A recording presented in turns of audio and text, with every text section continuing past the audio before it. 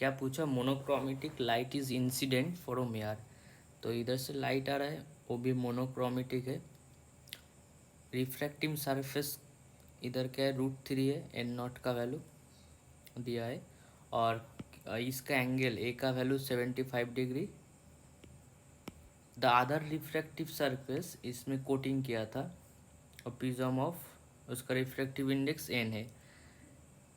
Okay, the light suffer total internal reflection at the coated prism surface for an incidence angle theta less than और equal to 60 degree. Value of N इसका पूछा था, N square पूछा है। तो ये light अगर incident होगा उसके बाद ये रिफ्रैक्टिव भी होगा।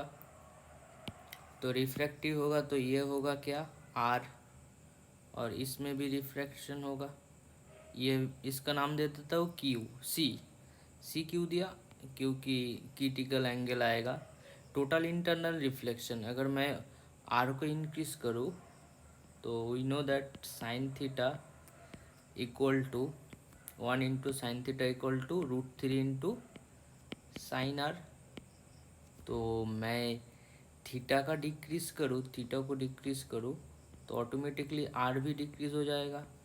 आर डिक्रीज होगा तो सी इंक्रीज होगा, तो सी इंक्रीज होगा तो chance of total internal reflection ज़्यादा हो जाएगा।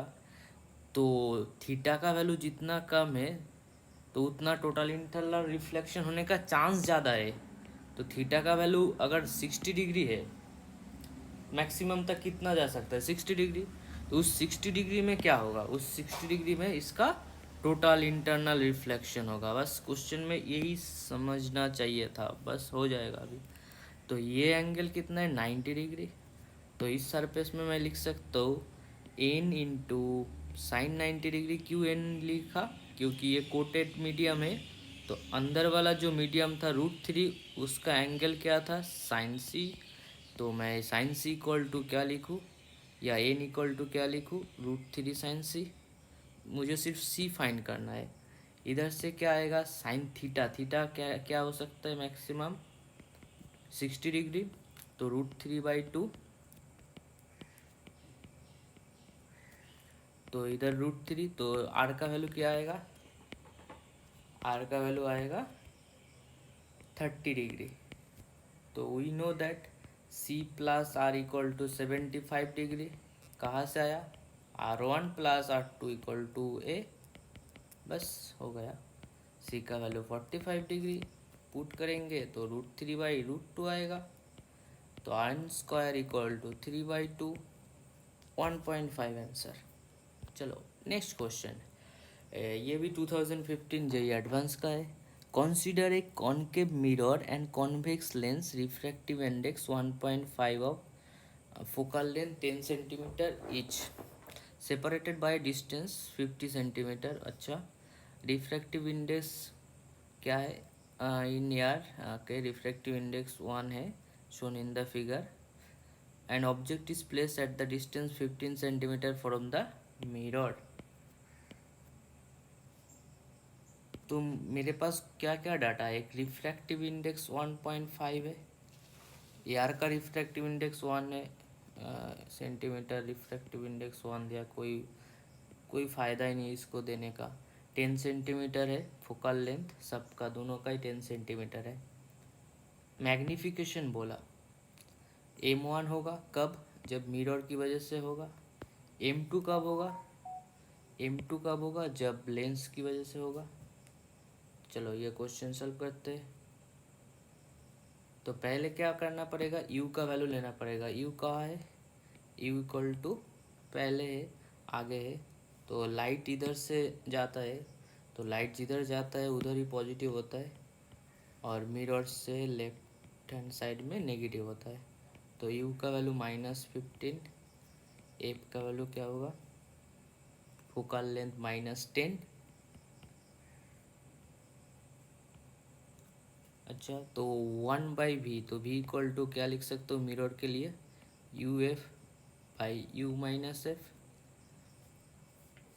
तो इधर v का वैल्यू, u का वैल्यू -15 इंटू -10 डिवाइडेड बाई -15 +10 हो जाएगा, तो -5 ऊपर 150, तो भी का वैल्यू -30 आ गया।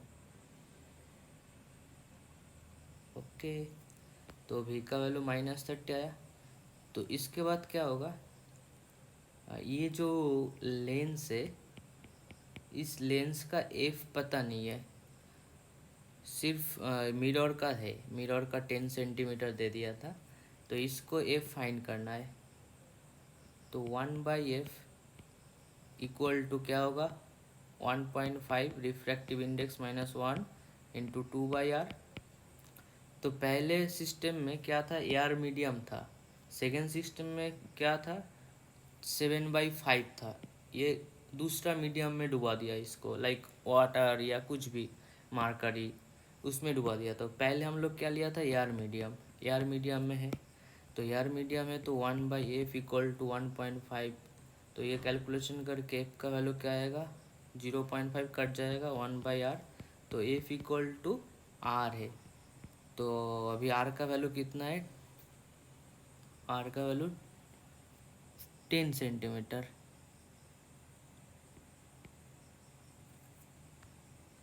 ओके, आर का वैल्यू 10 सेंटीमीटर। अभी क्यों किया, क्वेश्चन में तो फोकल लेंथ दे दिया था 10 सेंटीमीटर। कब, ये कब होगा, जब एयर मीडियम में है। तो आपको लग सकता है ये क्यों मैंने बार फिर से किया, फोकल लेंथ ऑफ ईच बोला, क्योंकि मुझे आर फाइंड करना था, आर का वैल्यू 10 सेंटीमीटर। क्यों किया, क्योंकि जब मीडियम चेंज हो जाएगा एफ डैश भी चेंज हो जाएगा। एफ डैश चेंज हो जाएगा जब अलग मीडियम आएगा, अलग मीडियम मतलब कुछ अलग सा मीडियम ले लिया, लाइक 7/5, तो उस टाइम क्या होगा, एफ डैश का वैल्यू तब 3/2 ग्लास का डिवाइडेड बाई 7/5, 7/6 मीडियम का -1 इंटू 2/r। अभी r का वैल्यू मुझे पता है 10, तो 2/10, 3/2/7/6, तो 9/7 -1 इंटू 1/5, तो ये एफ डैश आ जाएगा 35/35 F dash equal to 9 - 7। Okay, नीचे 35 होगा, ये 1/f डैश है, 1/f डैश है, तो F dash equal to 35/2 centimetre. तो इससे होगा क्या, इससे जो इमेज मिलेगा, तो ये तो मिरर के लिए इमेज आया था भी इक्वल टू -30 सेंटीमीटर। उसके बाद वो भी अभी इस लेंस की वजह से ऑब्जेक्ट हो जाएगा, लाइक 30 मतलब इधर कुछ, तो इससे इसका डिस्टेंस क्या होगा, तो 20 होगा। ये दोनों केस में भी 20 होगा, ये आर मीडियम है या मीडियम चेंज कर दिया, दोनों में भी 20 होगा। तो दोनों के लिए भी इक्वल टू क्या लिख सकते हो, U F by U minus F, और इधर इधर भी भी dash equal to U F dash by U minus F dash. U का वैल्यू कितना है, अभी केस चेंज हो गया, तो -20, -20 है। एफ का वैल्यू क्या लिखूँ, एफ का वैल्यू प्लस पॉजिटिव होगा 10 बाई -20 -10। ओके, तो ये कैलकुलेशन करो, ये -10, ओके, ये प्लस होगा क्योंकि लेंस का फॉर्मूला है, तो ये प्लस होगा। तो नीचे -10, ऊपर -20 +10, तो आंसर कितना है इसका, +20 आ गया।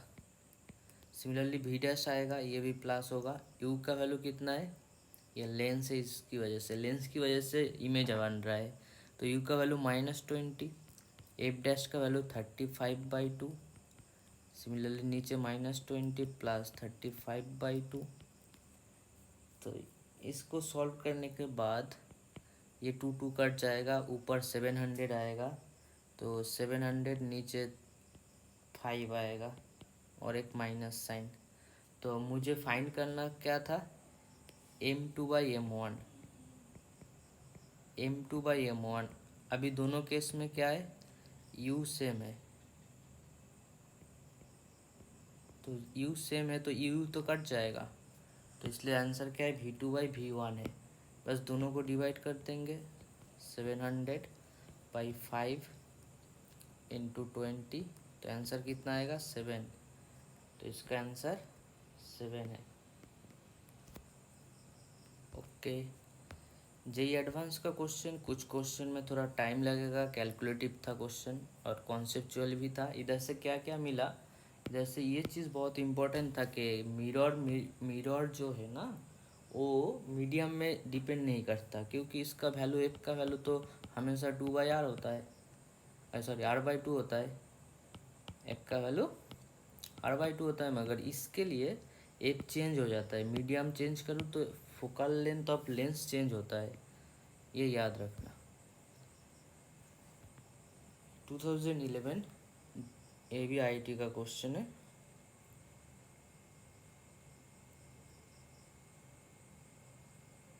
ये क्वेश्चन क्या पूछा था कि एक ऊपर एक सोर्स ए से जिधर से लाइट आ रहा है, अभी इसके बाद एक थोड़ा कार्व सरफेस है।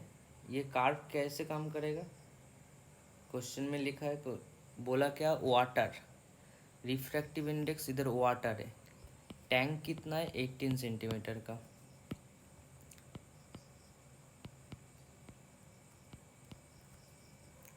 ऑयल ऑफ रिफ्रैक्टिव इंडेक्स, ये क्या है, ऑयल है। 7/4 lies on a water making an a convex surface, convex surface मतलब lens. Radius of curvature r equal to 6 centimeter. As shown in the figure, consider oil to act as a thin lens. An object is in place is 24 centimeter above the water. तो इधर से ये 24 centimetre ऊपर है। अच्छा, the location of its image is at x centimetre from the bottom. तो x का value find करना। इसका वैल्यू कैसे फाइंड करूँ, पहले तो ये जब आएगा कहाँ से, इधर से इधर 24 है ना ऊपर, तो मैं क्या लिख सकता हूँ, u का वैल्यू -24। तो ये जो फॉर्मूला है n2/v minus n1/u equal to n2 minus n1 by r आता है। तो n2 क्या है, जहाँ लाइट जा रहा है, लाइट कहाँ जा रहा है, लाइट जा रहा है 7/4 ऑयल मीडियम में। तो बाई भी n1 का वैल्यू 1 है, u का वैल्यू -24 है, ये 7/4, ये -1/6, r का वैल्यू रेडियस ऑफ कर्वेचर 6 दे दिया। तो इधर से 7/4 भी इक्वल टू 3/24 -1/24, ये 1/12 आएगा। तो 7/4 भी, तो v का वैल्यू मैं क्या लिख सकता हूँ 21 सेंटीमीटर, 4 12 कट जाएगा, 3 आएगा। सिमिलरली जब ये चीज़ इस सरफेस से इस सरफेस में आएगा तब क्या लिखूँ, वही same formula n2/v minus n1/u equal to n2 minus n1/r, मगर इसका रेडियस ऑफ कर्वेचर कितना है, इनफाइनाइट है, तो ये वाला टर्म तो 0 हो जाएगा। तो n2 का वैल्यू कितना है 7/4 है, ये जो मेरा भी मिला 21 सेंटीमीटर। अब यही चीज़ क्या होगा, इसके लिए क्या बन जाएगा, ऑब्जेक्ट बन जाएगा। तो 7/4/21 ये 21 है, 7/4/21 इक्वल टू -4/3, जा कहाँ रहा है ये क्वेश्चन में, ये 7/4, ये थोड़ा गलती हो गई, ये 7/4 इसका है, इधर से इधर जा रहा है, तो -7/4, u का वैल्यू कितना हो जाएगा 21, तो n2 उधर चला गया, n2 का वैल्यू 4/3 है और v का वैल्यू कुछ पता नहीं है, तो इधर से v क्या आ जाएगा, कैलकुलेशन करने के बाद ये 21 7 से जाएगा, 3 होगा, तो 4 v का वैल्यू आएगा, उधर भी जाके 16 हो जाएगा, 3 3 कट जाएगा, 16 सेंटीमीटर। तो इमेज कहाँ बन रहा है 16 सेंटीमीटर, इधर से नीचे तो x का वैल्यू क्या होगा, x इक्वल टू 18 माइनस 16, क्योंकि टोटल लेंथ 18 था। आंसर कितना है, 2 centimetre. Okay, x equal to 2 centimetre. Next question,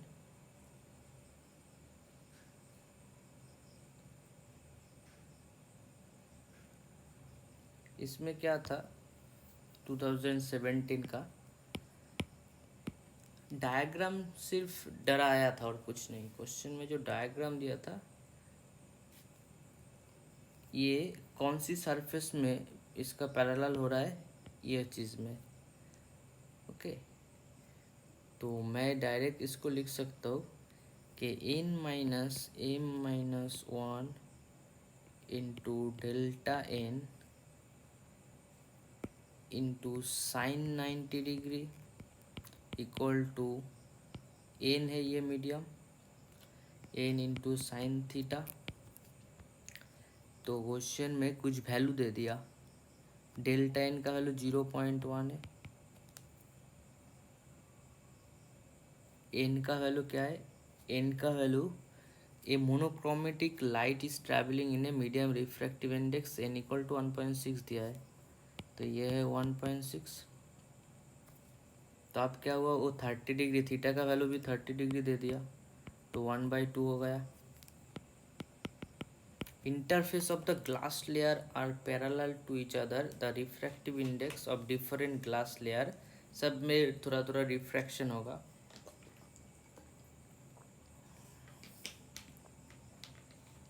delta in 0.1, question में आई थिंक m का वैल्यू पूछा है, तो हो गया सब।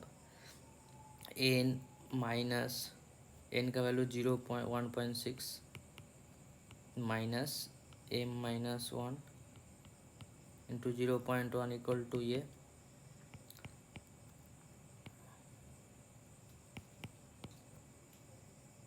तो ये क्या होगा 0.8, तो m minus 1 0.8 minus 1.6 divided by 0.1, ये हो जाएगा -8 हो जाएगा, और ये m minus 1 minus minus cut जाए, m इक्वल टू 9।